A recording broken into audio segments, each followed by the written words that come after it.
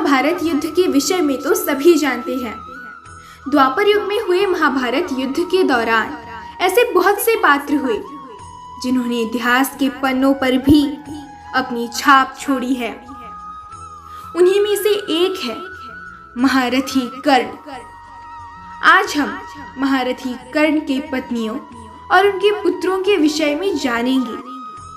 उससे पूर्व यदि आप चैनल पर नए हैं तो चैनल को सब्सक्राइब कीजिएगा और बेल आइकन को भी प्रेस कीजिएगा ताकि हमारे नए वीडियोस सबसे पहले आपके पास पहुंचे।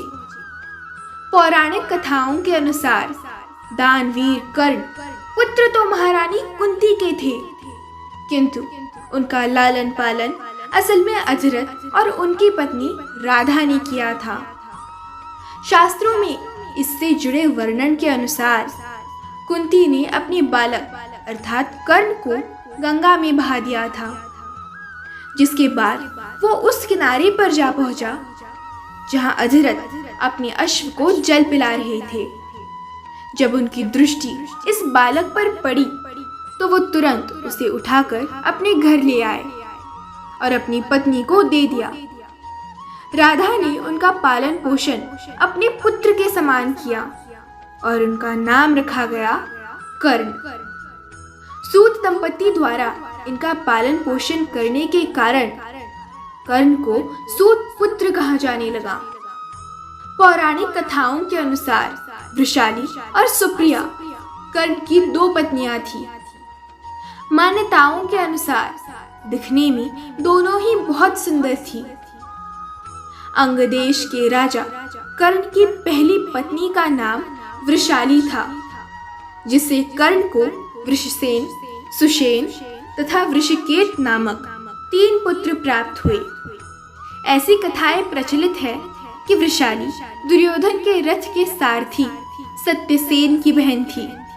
कर्ण की मृत्यु के पश्चात वृषाली ने अपने पति की चिता पर ही समाधि ले ली थी, क्योंकि वो बहुत चरित्रवान तथा पतिव्रता स्त्री थी।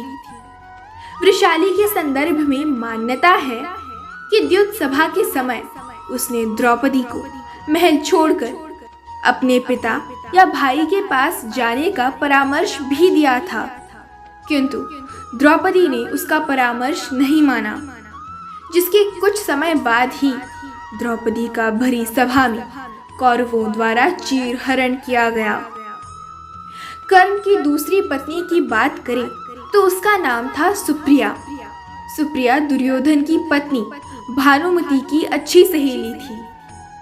कर्ण को अपनी दूसरी पत्नी सुप्रिया से चित्रसेन, सुशर्मा, प्रसेन, भानुसेन नामक पुत्र प्राप्त हुए थे।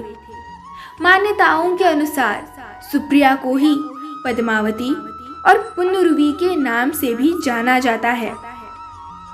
इस प्रकार कर्ण की 2 पत्नियां और उनके पुत्र अर्थात कर्ण का पूरा परिवार था। जय श्री कृष्ण।